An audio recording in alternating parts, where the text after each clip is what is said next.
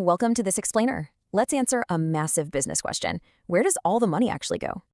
Every single dollar a company spends falls into one of two giant buckets: manufacturing or non-manufacturing.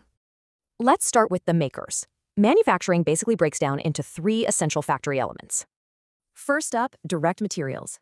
Think of the cheese in a taco or the wood in a table. Next is direct labor or touch labor. Picture those assembly line workers at Toyota building the cars. Finally, manufacturing overhead. This covers everything else keeping the factory lights on, like maintenance or wood glue. See how materials, labor, and overhead combine? They create your prime and conversion costs on the factory floor. But making a great product isn't enough, right? You still gotta sell it and run your business. Enter our second bucket, non-manufacturing costs.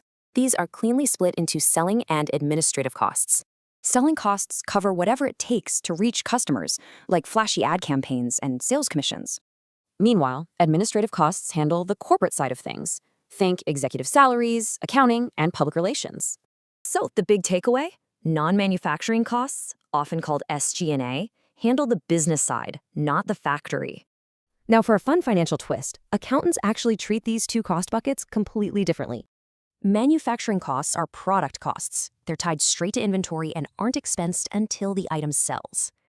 Conversely, non-manufacturing costs are period costs. You actually expense these immediately on your income statement. Mastering this divide totally dictates profitability. If you ran your favorite brand, which bucket would